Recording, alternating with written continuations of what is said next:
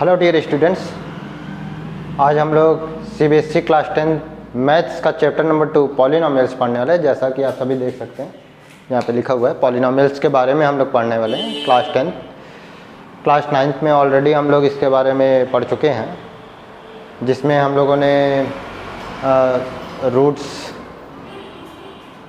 Factors वगैरह ये सारी चीज़ों के बारे में डिस्कशन किया था क्लास 9 में। लेकिन अब थोड़ा सा हम लोग आगे बढ़ने वाले हैं इसके बारे में एंड कुछ इंट्रोडक्शन मैं देने वाला हूँ, जिसे हम लोग पढ़ने के बाद इसके एग्जांपल्स एंड क्वेश्चंस वगैरह सॉल्व करेंगे एंड एक्सरसाइज को सॉल्व करेंगे one by one. Dear students, मैं कुलदीप गौतम जेके संकल्प क्लासेस में आपका स्वागत है।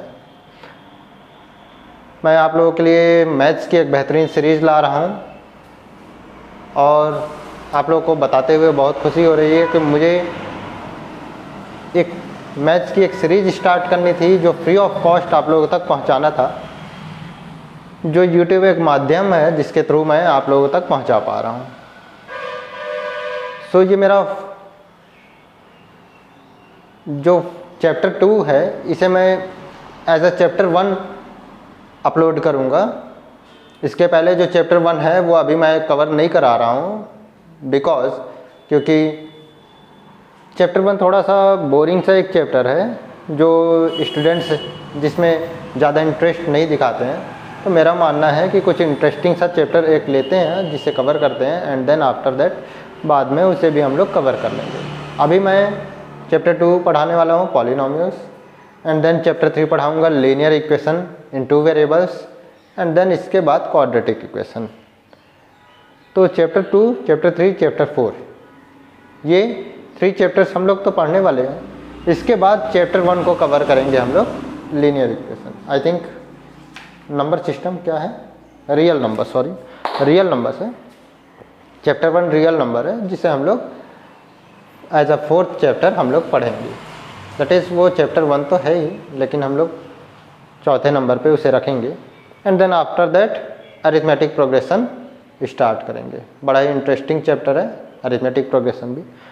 बट अभी हम लोग पॉलिनोमियल से स्टार्ट कर रहे हैं।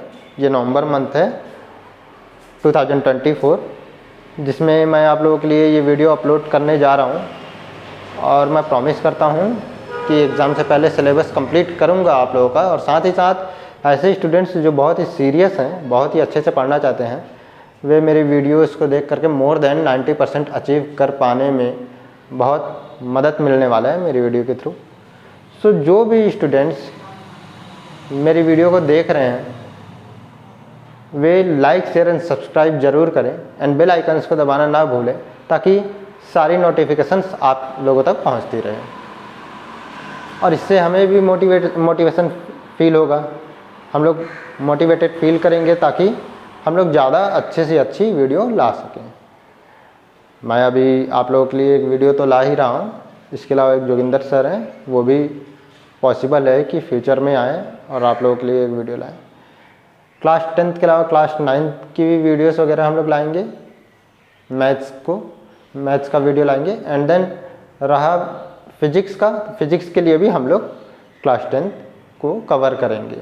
1 बाय 1 बहुत अच्छे से कवर कराने वाले हैं एंड ज़रूरत पड़ा, अगर हम लोगों को लगता है कि ठीक ठाक नंबर ऑफ़ व्यूवर्स हैं, सब्सक्राइबर्स भी ठीक ठाक बढ़ रहे हैं, तो हम लोग 11th एंड 12th के लिए भी आप लोगों तक वीडियो पहुंचाने वाले हैं free of cost and complete chapter के साथ। तो 1 बाय 1 पूरे चैप्टर को हम लोग कवर करेंगे। अभी तो आप लोगों का जो मैथ्स का सिलेबस है वो रिड्यूस्ड फॉर्म में आ चुका है।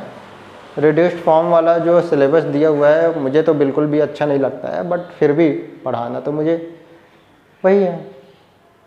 बट मैं कहूँगा कि कुछ एक्स्ट्रा चीज़ें हम लोग जान ले तो ज़्यादा बेटर होगा। बहुत सारी चीज़ें ऐसी हैं जिसे आप लोग को ज़रूर जानना चाहिए।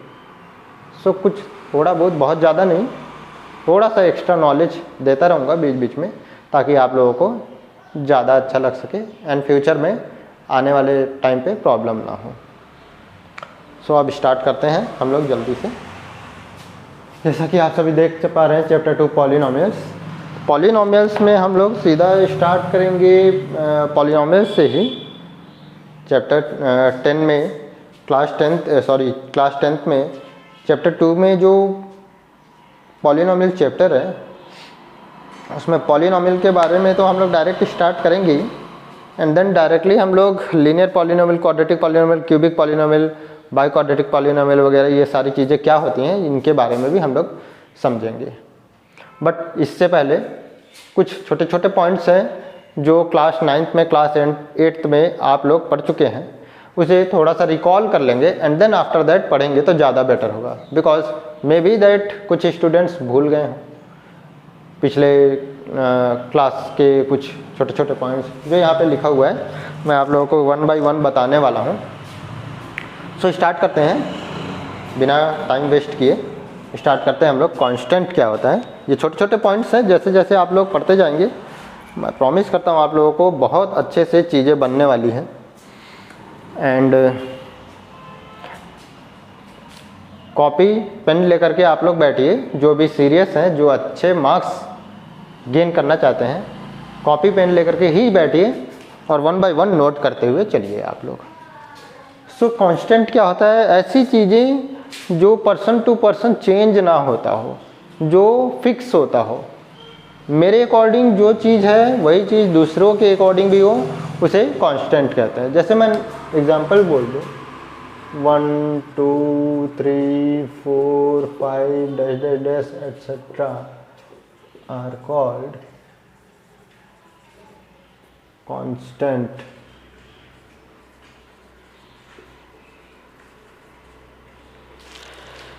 देख सकते हैं हम लोग 1 2 3 4 5 ये जो नंबर है, या फिर 0 -1 -8 -7 कुछ भी हो, ये सारे इंटीजर्स हो, नंबर्स हो, यदि वे चेंज नहीं हो रहे किसी के भी पर्सन टू पर्सन, अगर हम लोग देखें किसी के भी अकॉर्डिंग वो चेंज नहीं हो रहा तो वो कांस्टेंट है। जैसे मैं बोलूँ एक नंबर है 10, अगर मैं किसी और से भी पूछता हूँ तो सभी के सभी एक साथ सभी बोलेंगे कि ये 10 ही है, 10 के अलावा ये ना तो 19 है ना 20 है या फिर कुछ और नहीं है।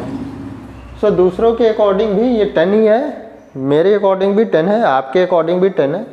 सो ये फिक्स है, ये चेंज नहीं हो रहा है। जो चेंज नहीं हो रहा है वो फिक्स है, उसे बोलेंगे कांस्टेंट। तो हम लोग ओवरऑल ये बोल सकते हैं constant means fix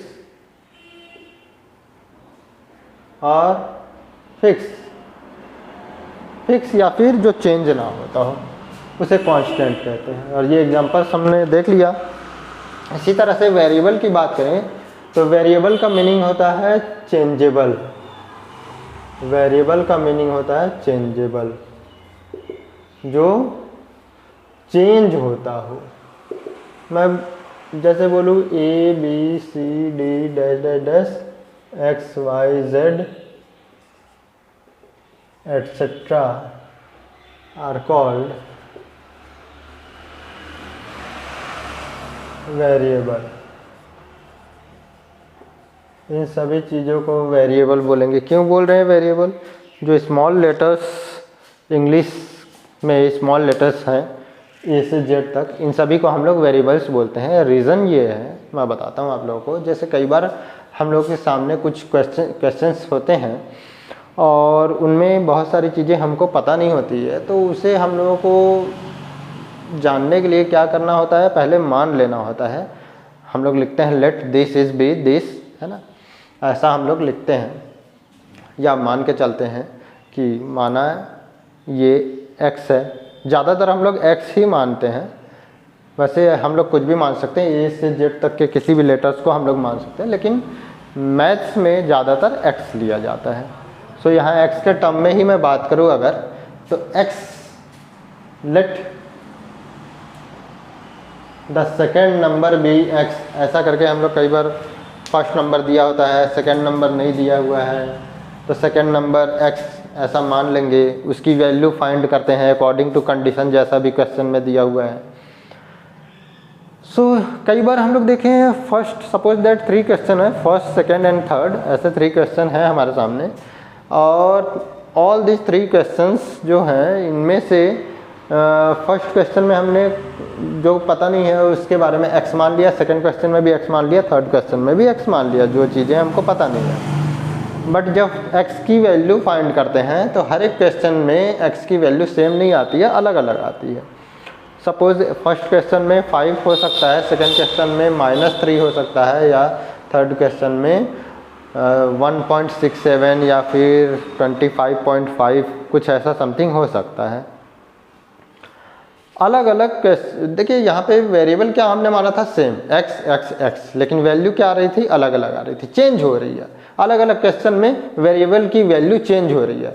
so that's why मैं बोल रहा हूँ कि ABCD XYZ ये सारी चीज़ें कुछ भी अगर हमने मान लिया, x मान लिया किसी क्वेश्चन में, तो वो चेंज होता रहेगा अलग अलग क्वेश्चन के हिसाब से उसकी वैल्यू। इसी वजह से इसे बोला जाता है वेरिएबल, चेंजेबल, जो फिक्स ना हो, चेंज होता हो। अब बात करते हैं हम लोग अलजेब्रिक एक्सप्रेशन के बारे में।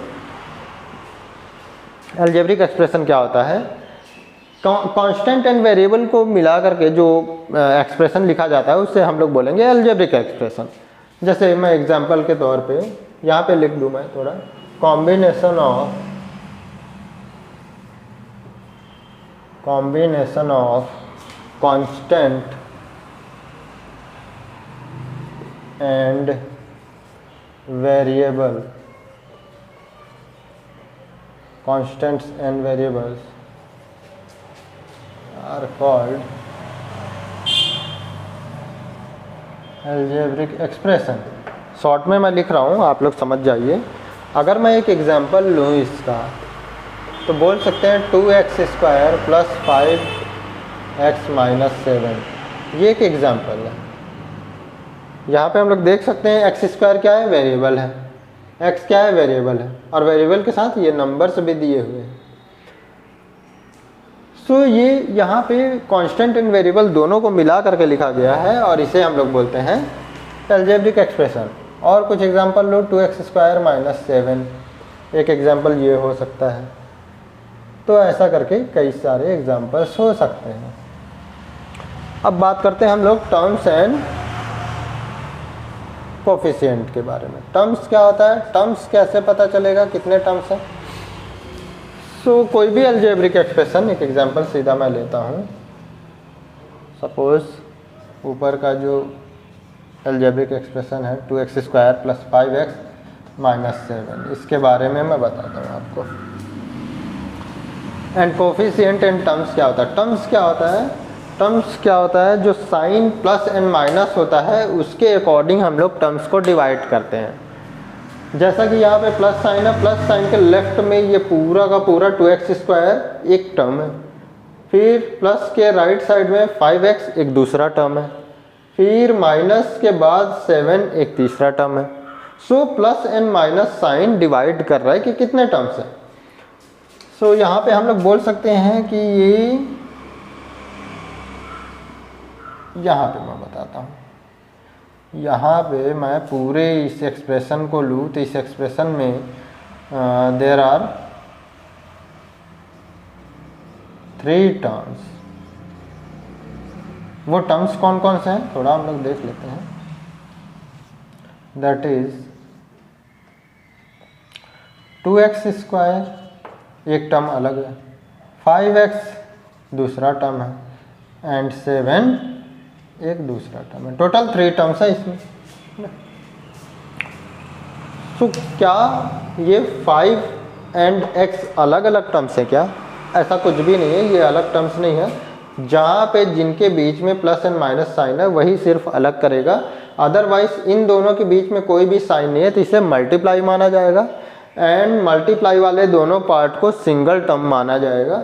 सो 5x एक सिंगल टर्म है, इसी तरह से 2 एंड x स्क्वायर के बीच में कोई भी साइन नहीं है तो मल्टीप्लाई, एंड इन दोनों को एक सिंगल टर्म माना जाएगा। सो ये फर्स्ट टर्म है, ये सेकेंड टर्म है, ये थर्ड टर्म है इस एक्सप्रेशन का। एंड देन अब हम लोग बात करते हैं कोफिशिएंट के बारे में। सो ऐसा नंबर जो वेरिएबल्स के साथ में है उसे हम लोग बोलेंगे कोफिशिएंट। जैसे यहाँ पे मैं बोलूँ 2 क्या है, coefficient of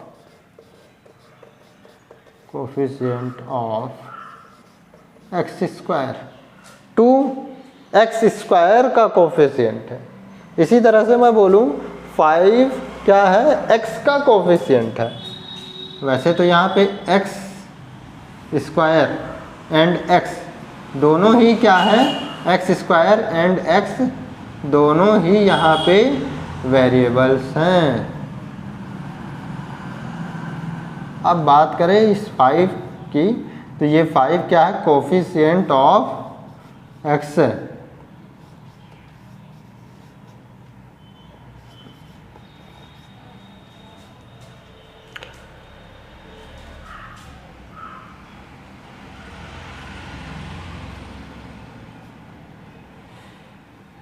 coefficient of x। सो ऐसा नंबर जो वेरिएबल्स के साथ में हो वो उस वेरिएबल का कोफिशिएंट होगा, लेकिन ऐसा नंबर जो अकेला हो, किसी वेरिएबल के साथ ना हो, उसे हम लोग कांस्टेंट बोलेंगे, उसे हम लोग कांस्टेंट बोलेंगे। सो आई होप आप लोग को समझ में आ रहा होगा कांस्टेंट क्या होता है, कोफिशिएंट क्या होता है, वेरिएबल क्या होता है, ये सारी चीज़ें समझ में आ रही होगी। एंड नंबर ऑफ टर्म्स कैसे फाइंड करते हैं, ये सारी चीज़ें समझ में आ रही होंगी। अब जब इतनी सारी चीज़ें, छोटे छोटे पॉइंट्स हमने देख लिया, अब पॉलिनोमियल्स की तरफ धीरे धीरे हम लोग बढ़ेंगे। पॉलिनोमियल्स को स्टार्ट करने से पहले हम लोग मोनोमियल्स के बारे में जानेंगे। मोनो का मतलब सिंगल होता है, mono means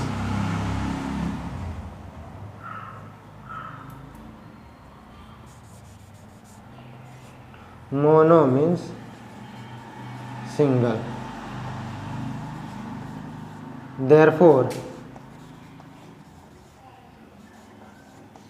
monomial, that is it has, हम लोग लिख सकते हैं, therefore it has, it that is monomial की बात करें, it has only one term,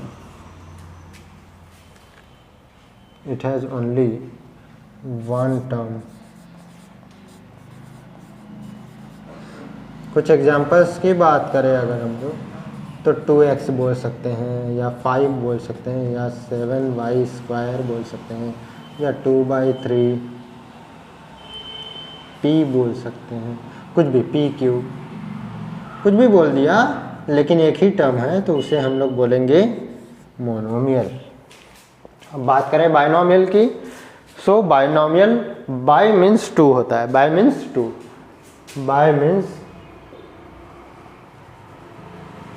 2। Therefore, अब आप लोगों को समझ में आ ही गया होगा इसमें कितने टर्म्स हैं। मोनो मीन्स सिंगल तो 1 टर्म, बाय मीन्स 2 तो 2 terms. Therefore, it has 2 terms. इसमें कितने टर्म्स होंगे, 2 टर्म्स होंगे। एंड अब हम लोग बात करें इसके एग्जाम्पल की,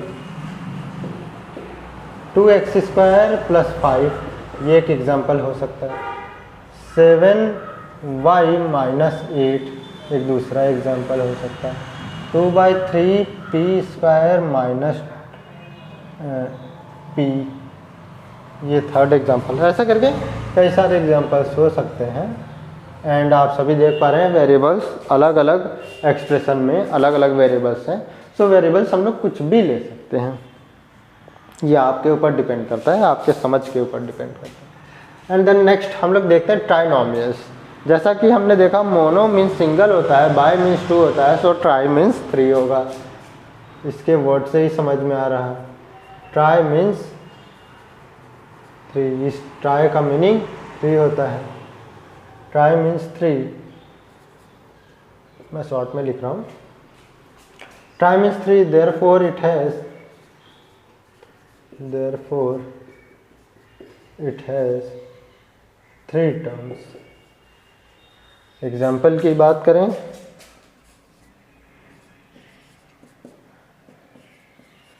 2x² + 5x - 7, 3t³ + 3t - 8 + 8 minus यहाँ कर लीजिए, ऐसा करके ये सारे एग्जांपल्स हम लोग देख सकते हैं।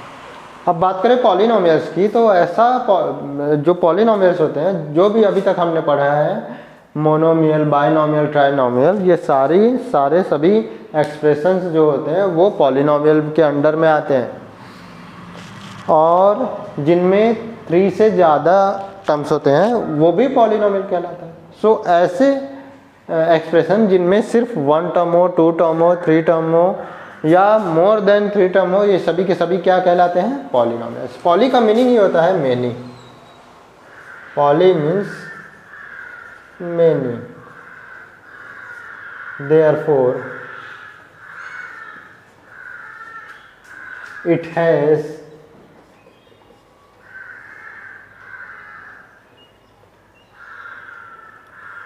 one or more than one term।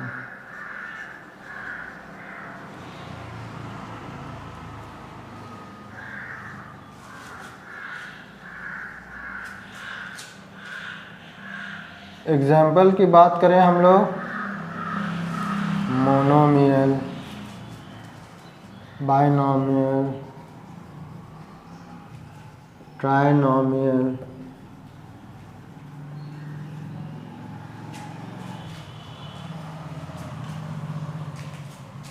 या फिर कुछ और एग्जाम्पल देख लें हम लोग, 2x³ + 5x² - 8x + 7। इसमें देखिए 4 टर्म्स हैं, तो ये 4 टर्म्स वाला भी पॉलिनोमियल हो जाएगा। सो ये सारी चीज़ें होती हैं, ठीक है, पॉलिनोमियल। अब हम लोग देखेंगे डिग्री ऑफ पॉलिनोमियल क्या होता है। पॉलिनोमियल के बारे में हमने देख लिया। अच्छा, कई बार ऐसे भी क्वेश्चंस आ जाते हैं कि ये पॉलिनोमियल है या नहीं है, तो मैं यहाँ पे ही शॉर्ट में एक बता देता हूँ,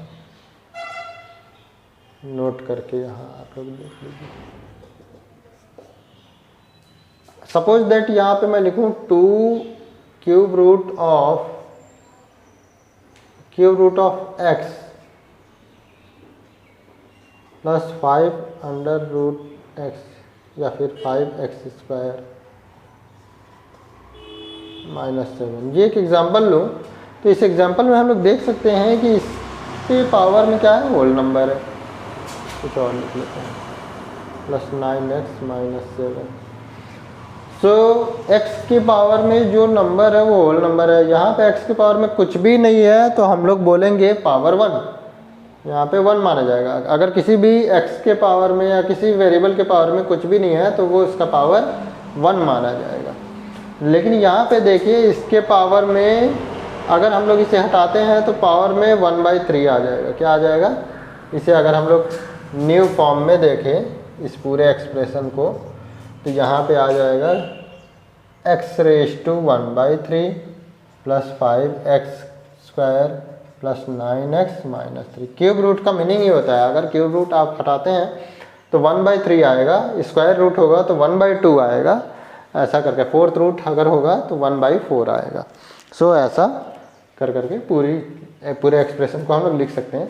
और साथ साथ हम लोग देख सकते हैं कि यहाँ पे होल नंबर है, यहाँ पे भी होल नंबर है, बट यहाँ पे पावर में होल नंबर नहीं है। अगर किसी भी एक्सप्रेशन में, किसी भी पॉलिनोमियल में पावर में होल नंबर नहीं है तो हम लोग बोलेंगे वो एक पॉलिनोमियल नहीं है।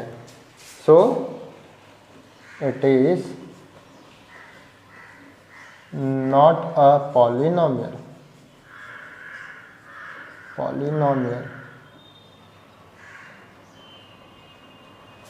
लिख लीजिएगा आप लोग पॉलिनोमियल, मैं पूरा नहीं लिख रहा हूँ। सो ये जो एक्सप्रेशन है ये पॉलिनोमियल नहीं है। अब थोड़ा सा हम लोग डिग्री के बारे में बात करें, degree of polynomial.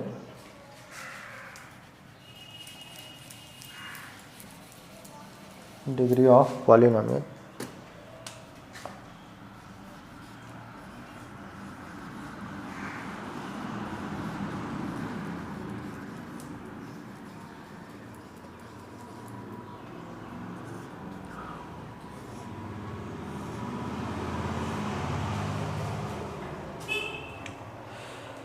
So degree of polynomial इसे बोलते हैं ऐसा एक्सप्रेशन जिस एक्सप्रेशन का जो एक्सपोनेंट होता है पावर में जो नंबर्स लिखे हुए होते हैं, जो हाईएस्ट नंबर होता है वही डिग्री कहलाता है। Highest exponent of the power, highest exponent of the power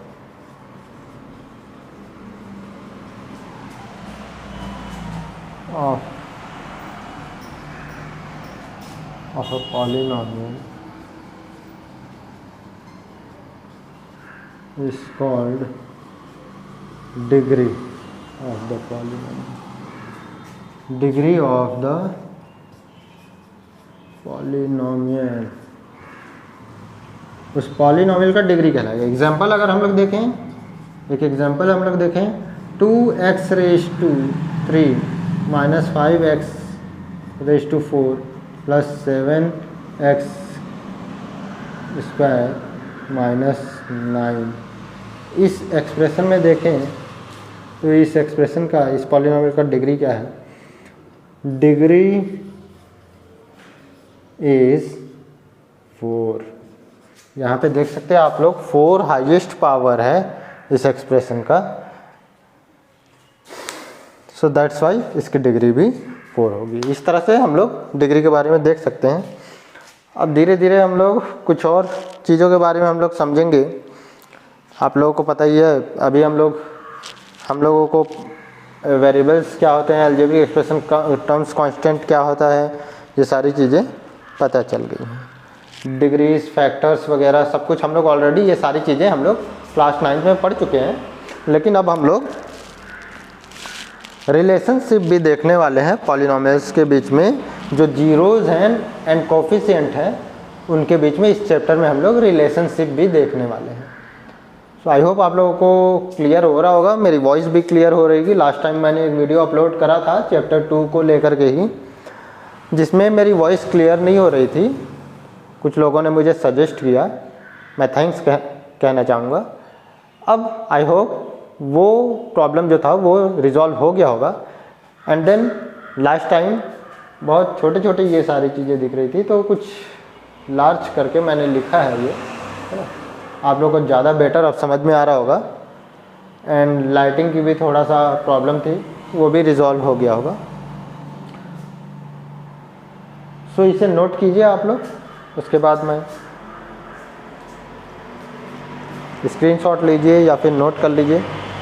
उसके बाद आगे मैं आप लोगों को बताऊंगा डिग्री ऑफ पॉलिनोमियल के बाद जीरोस वगैरह क्या होते हैं।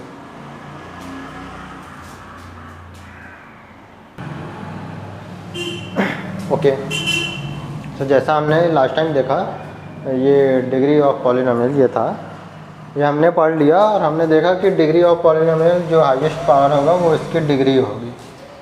कई बार डिग्री 0 भी हो जाता है। एक एग्जांपल अगर हम लोग देखें डिग्री ऑफ पॉलिनोमियल का, इसमें एक एग्जांपल, दूसरा एग्जांपल देखें हम लोग इसका। सपोज मैं बोलता हूँ एक नंबर है 7। क्या 7 में यहाँ कोई वेरिएबल है क्या? नहीं, 7 में कोई भी वेरिएबल नहीं है यहाँ पे। दैट्स वाई मैं बोलूँगा कि ये क्या है, ये इसके वेरिएबल पे कोई भी पावर नहीं है। सो x के पावर में 0 मैं ले सकता हूँ। Therefore degree of 7 is 0। 7 की जो डिग्री होगी वो 0 होगा। 7 की डिग्री 0 होगा। साफ साफ हम लोग देख सकते हैं। इसे हम लोग ले भी सकते हैं, ये हिडन होता है x⁻0। अगर कोई नंबर सिर्फ दिया हुआ है और यहाँ पे कोई भी वेरिएबल नहीं है, यहाँ पे वेरिएबल ही नहीं है, तो वेरिएबल के पावर में क्या हम लोग मानेंगे? कुछ भी नहीं, 0। सो इसकी डिग्री क्या हो गई? 0।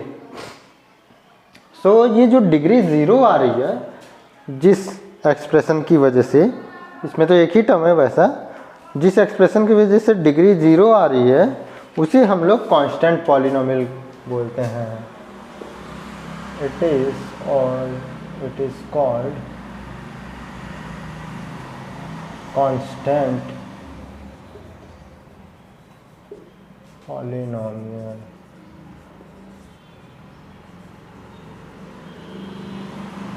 तो ये कांस्टेंट पॉलिनोमियल होगा, जिसकी डिग्री 0 होगी उसे हम लोग कांस्टेंट पॉलिनोमियल बोलेंगे।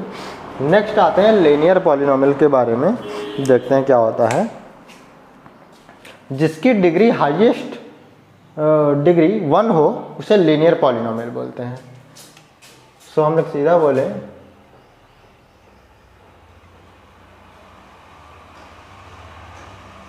With degree 1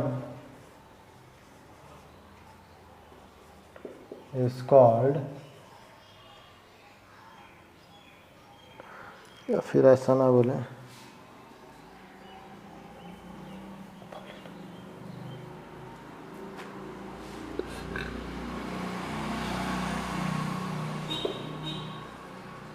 a polynomial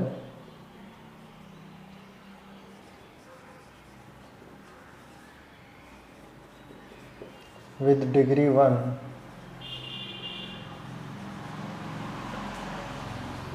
with degree 1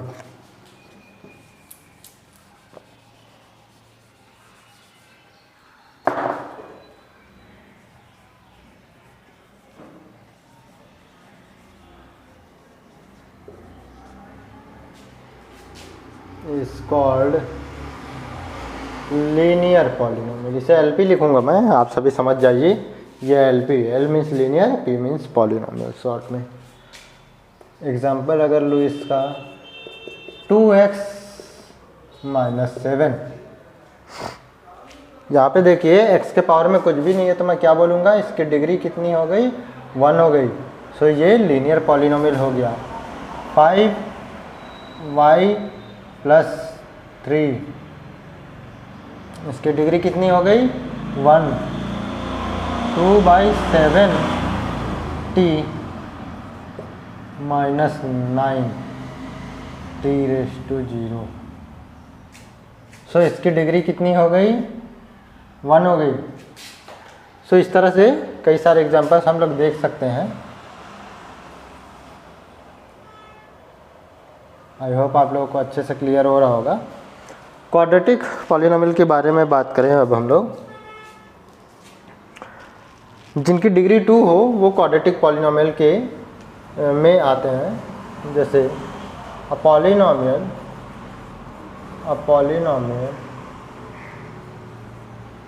with degree 2 with degree 2 is called quadratic polynomial. ऐसा पॉलिनोमियल जिसकी डिग्री 2 हो वो क्वाड्रेटिक पॉलिनोमियल कहलाएगा। एग्जाम्पल अगर हम लोग देख लें, 2x² + 7, इसकी डिग्री 2 है।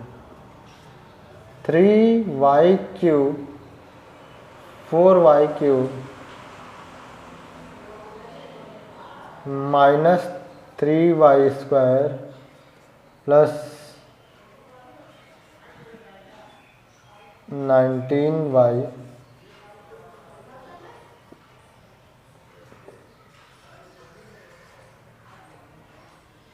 माइनस 12। इसमें भी हम लोग देख सकते हैं इसकी डिग्री, सॉरी यहाँ पे 3 हो गया, ये हटेगा, 3y², जिसकी डिग्री 2 हो वो क्वाड्रेटिक पॉलिनोमियल में आता है। तो इस तरह से कई सारे एग्जांपल्स हम लोग देख सकते हैं। नेक्स्ट आते हैं हम लोग क्यूबिक पॉलिनोमियल में। अब आप लोगों को पता चल गया होगा क्यूबिक पॉलिनोमियल में 3 डिग्री का एक्सप्रेशन होगा। अ पॉलिनोमियल, एक पॉलिनोमियल जिसका डिग्री 3 हो, a polynomial with degree 3 is called cubic polynomial.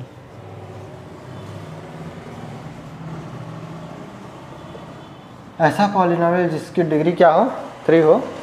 जैसे एग्जांपल अगर मैं लूँ 3x³ minus 8x² plus 7x minus 15।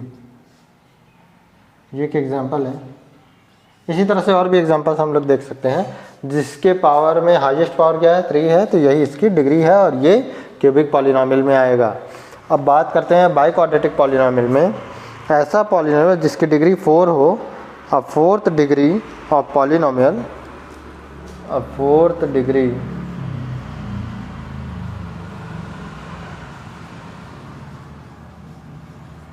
Of polynomial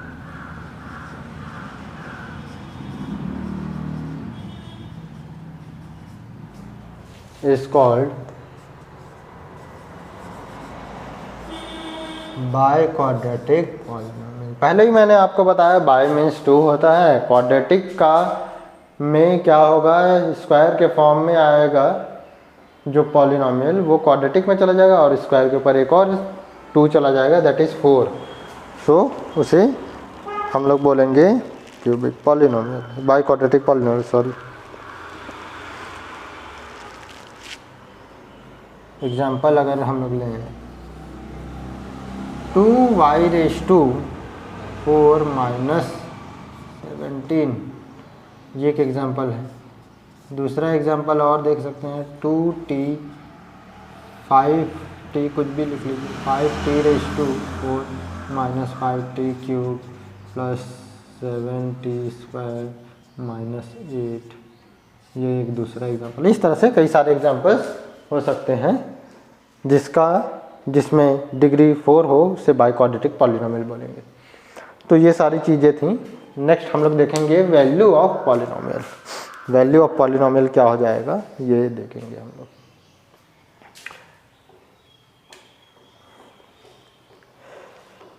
ये सारी एक्सप्रेशंस हैं, कई बार हम लोग इस एक्सप्रेशन को बार बार बोलना नहीं होता है, तो इसे शॉर्ट में हम लोग f(x), f(y), ये सारी चीज़ें भी हम लोग शॉर्ट में बोल देते हैं। जैसा कि आप लोग ऑलरेडी क्लास 9th में पढ़ चुके हैं, कोई एक पॉलिनोमियल है, उस पॉलिनोमियल को बार बार ना बोल करके उसे मैंने शॉर्ट में f(x) या f(y) भी बोल दिया, या फिर p(x), p(y), ऐसा भी कुछ बोल सकते हैं, या डिपेंड करता है हमारे ऊपर हम लोग क्या बोल रहे हैं, बट ज़्यादातर बुक में f(x) या f(y) ही लेता है।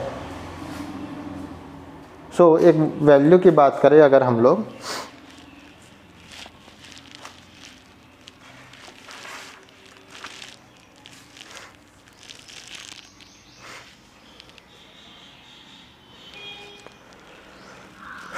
सपोज एक क्वाड्रेटिक पॉलिनोमियल लिया, एग्जांपल अगर लूँ मैं,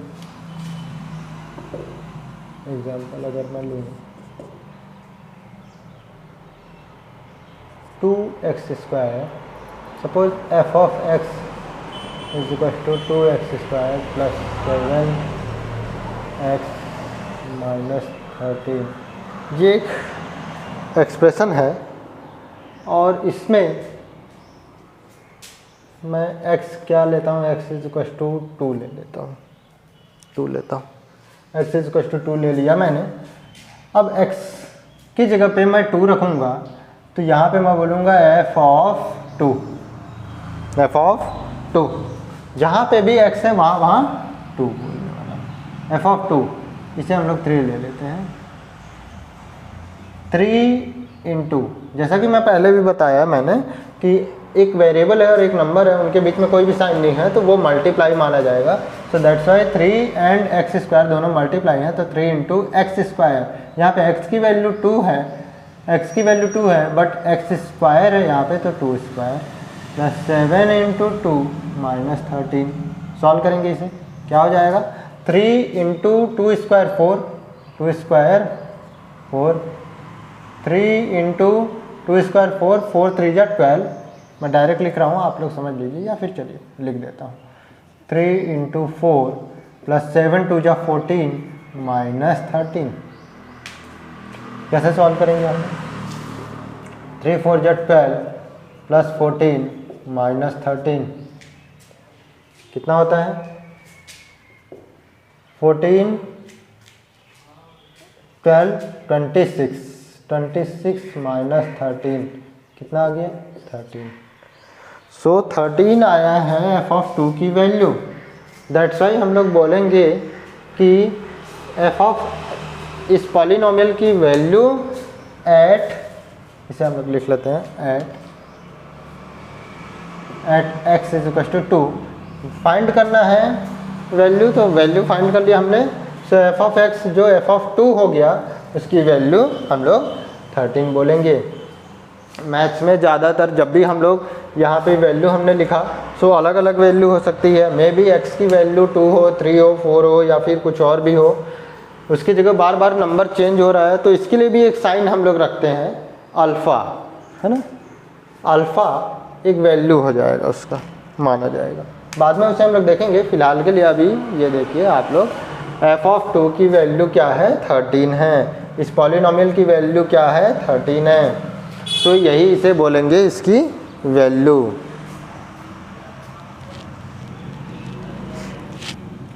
और अगर मैं ये बोलूँ कि ऐसी वैल्यू यहाँ पे रखें हम लोग जिससे ये पूरा एक्सप्रेशन ही 0 हो जाए, तो वो वैल्यू x की ऐसी वैल्यू जिससे पूरा एक्सप्रेशन 0 हो जाए, सो जो वैल्यू थी x की वो उसका 0 कहलाएगा। 0 या जीरोस एक एक्सप्रेशन में जो दिया हुआ है पॉलिनोमियल, उसमें 1 0 हो सकते हैं या मोर देन 1 जीरोस भी हो सकते हैं। डिपेंड करता है कि किस तरह का एक्सप्रेशन दिया हुआ है। लीनियर एक्सप्रेशन है, लीनियर पॉलिनोमियल है, तो उसमें सिर्फ ओनली 1 0 होंगे, या फिर मे बी कि उसमें एक भी 0 ना हो। इसी तरह से क्वाड्रेटिक पॉलिनोमियल है, सो मैक्सिमम 2 zeros हो सकते हैं, मे बी कि 1 ही 0 हो या फिर हो सकता है एक भी 0 ना हो। डिपेंड करता है एक्सप्रेशन कैसा दिया हुआ है। कई बार दिए हुए एक्सप्रेशन में एक भी 0 भी नहीं निकल के आते हैं, वो मैं दिखाऊंगा आप लोगों को।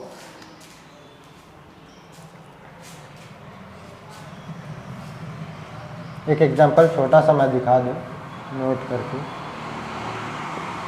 सपोज कि एक्सप्रेशन है x² + 2। सो x² + 2 के लिए कौन सी वैल्यू x की रख ली जाए कि ये पूरा एक्सप्रेशन 0 हो जाए। ये आप लोगों के ऊपर, मैं आप लोगों के लिए रख रहा हूँ। कुछ भी वैल्यू एक बार रख के देखिए, आप लोग कुछ भी वैल्यू रखेंगे ये एक्सप्रेशन पूरा कभी भी 0 नहीं होने वाला है। ये आप लोगों के ऊपर मैं छोड़ रहा हूँ, आप लोगों के लिए होमवर्क है, कर लीजिएगा। नेक्स्ट हम लोग देखते हैं 0। एक एग्जांपल अगर मैं देखूँ 0 के लिए, सपोज दैट 2x या फिर x + 7 है, x + 7 है, तो क्या वैल्यू रखें हम लोग यहाँ पे, या 2x + 7 है तो क्या वैल्यू रखें कि ये 0 हो जाए। देखिए इसे 0 रखने के लिए हम लोग क्या करेंगे, इस एक्सप्रेशन को ही = 0 करके सॉल्व करेंगे हम लोग। जैसे ही ऐसा सॉल्व करना स्टार्ट करा तो 2x को हम लोग यहाँ रहने देंगे एंड 7 उधर जाएगा तो -7 हो जाएगा। इसी तरह से x2 उधर जाएगा तो क्या हो जाएगा -7/2। सो x की वैल्यू क्या आ गई -7/2। तो जैसे ही -7/2 रखेंगे हम लोग इस पॉलिनोमियल में या एक्सप्रेशन में, तो ये पूरा का पूरा एक्सप्रेशन क्या हो जाएगा 0 हो जाएगा। सो -7/2 क्या कहलाएगा, उसका 0 क्या कहलाएगा 0। आई होप आप लोगों को समझ में आ रहा होगा 0 किसे कहते हैं एंड वैल्यू किसे कहते हैं। वैल्यू तो ये है f(2) की वैल्यू 13, ठीक। लेकिन ये 0 अभी नहीं है, इसकी वजह से एक्सप्रेशन 0 हो जाता है तो ये 0 कहलाता है। समझ में आ रहा होगा आई होप। इसी तरह से इस x की वजह से, x की जो वैल्यू हमने फाइंड किया है -7/2, अगर मैं यहाँ पे रखता हूँ इस एक्सप्रेशन में, तो ये अगर 0 हो जाता है तो फिर पूरा का पूरा एक्सप्रेशन का ये वैल्यू कहलाएगा 0। इसे सॉल्व करते हैं। ये 2 से 2 कट गया, -7 एंड +7, -7 + 7 बचा। -7 + 7 क्या हो गया 0। सो देखिए यहाँ पे वैल्यू क्या आ गई 0 आ गई। किसकी वजह से 0 आई है, -7/2 वैल्यू रखने की वजह से। सो -7/2 को हम लोग बोलेंगे उसका 0। सो इसे नोट कर लीजिए आप लोग। नेक्स्ट आगे बताने वाला हूँ मैं, कुछ इम्पोर्टेंट सा बताने वाला हूँ। थोड़ा सा आप ग्राफ के बारे में हम लोग देखेंगे। एक टेबल बनवाऊंगा छोटा सा, मैं उसे नोट करेंगे आप। इसे नोट कर लीजिए, स्क्रीनशॉट ले लीजिए।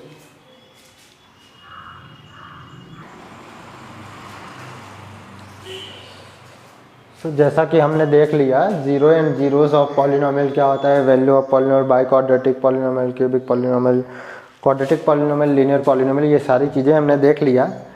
सो हम लोग ये देखेंगे कि लीनियर पॉलिनोमियल में पॉलिनोमियल कितने टाइप के, ये हमने देख लिया। Cubic polynomial, by quadratic polynomial आपके सिलेबस में नहीं है, बस एक्स्ट्रा नॉलेज के लिए मैंने ऐसे ही बता दिया था, इसे हटा लेते हैं हम लोग।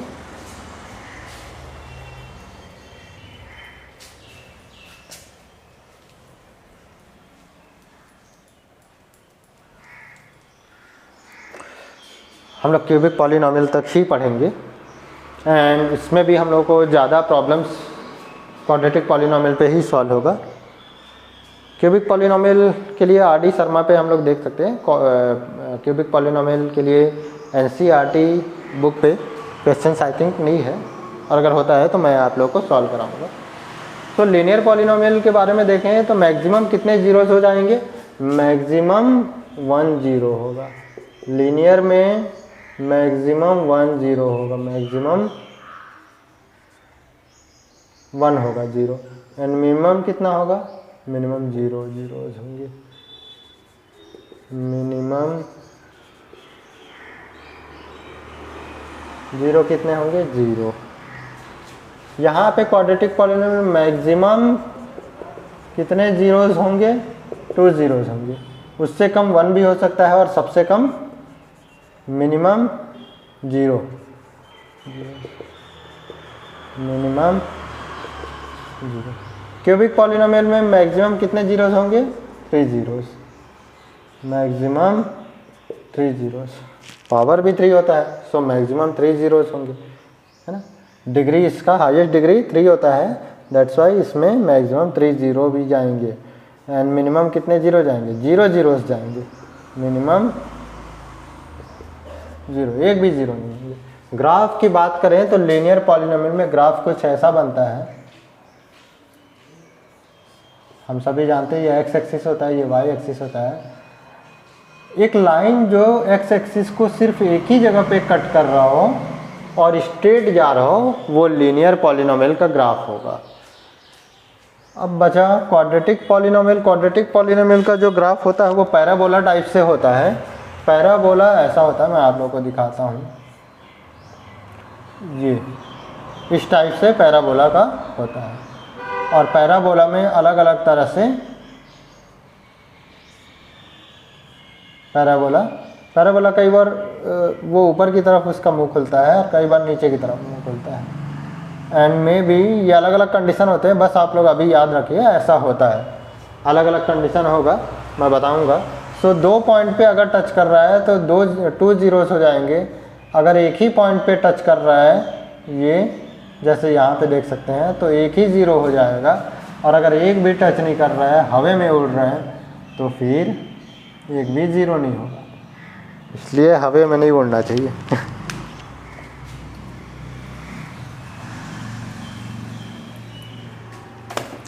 सो आप लोग देख सकते हैं यहाँ पे एक ही जगह पे टच कर रहा है ये पैराबोला का ये पॉइंट। अब यहाँ पे हम लोग देख सकते हैं एक भी पैराबोला का एक भी जगह ऐसा नहीं है जो एक्स एक्सिस को कहीं पे कट कर रहा हो। सो यहाँ पे एक भी कट नहीं कर रहा है, यहाँ पे एक ही पॉइंट पे कट कर रहा है, यहाँ पे 2 पॉइंट्स पे कट करता है। तो इस तरह से पॉलिनोमियल के कितने जीरोस हो सकते हैं, मे बी एक भी जीरो ना हो, मे बी 1 जीरो हो, मे बी 2 जीरो हो। एक्स एक्सिस पे कितनी जगह पे कट कर रहा है इसके ऊपर डिपेंड करेगा। एंड क्यूबिक पॉलिनोमियल का जो ग्राफ होता है, सपोज दैट 3 जीरोस हैं तो कुछ ऐसा होगा, ये ऐसा जाएगा, ऐसा एक जगह पे कट किया, दूसरी जगह पे कट किया, ये भी, ये 3 जगह पे कट कर लिया, तो इसे हम लोग बोलेंगे क्यूबिक पॉलिनोमियल। क्यूबिक पॉलिनोमियल में मैक्सिमम 3 प्लेसेस पे एक्स एक्सिस के 3 पॉइंट को कट करेगा, उसे बोलेंगे हम लोग क्यूबिक पॉलिनोमियल। सो 3 पॉइंट को कट करेगा तो उसमें 3 जीरोस हो जाएंगे। अगर ऐसा ही ग्राफ 2 पॉइंट पे कट कर रहा है तो इसे बोलेंगे 2 जीरोस, 1 पॉइंट पे कट करेगा तो 1 जीरोस, एंड में भी एक भी ना कट करे तो उसे 0 0 बोलेंगे। स्टैंडर्ड फॉर्म थोड़ा सा देख लेते हैं हम लोग। लीनियर पॉलिनोमियल का स्टैंडर्ड फॉर्म लिखते कैसे हैं, ax plus b is equal to 0 ऐसा लिखते हैं। क्वाड्रेटिक पॉलिनोमियल का ax square plus b x minus c is equal to 0। And cubic polynomial का x cube plus b x square minus c x plus d is equal to 0। ये equal 0 वो ऐसे ही मैं ले रहा हूँ, मेन एक्सप्रेशन ये है। इक्वल टू 0 लेकर के हम लोग जब इसे इस एक्सप्रेशन को सॉल्व करेंगे तो हम लोगों को इसके जीरोज़ मिल जाएंगे। वो बाद में हम लोग डिस्कशन करेंगे कि कैसे जीरोज़ मिलते हैं। फ़िलहाल आज के लिए ये आप लोग इसे नोट कर लीजिए। और आज मैं इतना ही बताने वाला हूँ, थोड़ा सा लेंथी होता जा रहा है। सो जितना इंट्रोडक्शन था, जो भी था पॉसिबल था, वो मैंने बता दिया। अगर कुछ छूट रहा है तो नेक्स्ट वीडियो में मैं आप लोगों को बता दूंगा। ये लेक्चर नंबर 1 है, आप लोग इसे ज़रूर पढ़िए। थोड़ा सा लेंथी ज़रूर जा रहा है, बट आप लोग को ब्रीफ नॉलेज मिल रहा है। और अगर किसी स्टूडेंट्स को ऑलरेडी पहले से पता है तो ये सारी चीज़ें स्किप करके लेक्चर नंबर 2 को सीधा अटेंड कर सकता है एंड प्रॉब्लम्स को सॉल्व कर सकता है। बट फिर भी मैं सजेस्ट करूँगा कि आप लोग सभी इसे नोट कीजिए, लिखिए।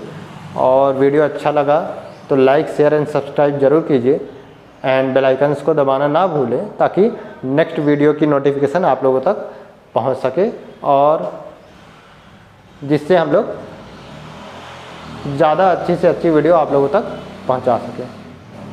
थैंक यू, आज के लिए इतना ही।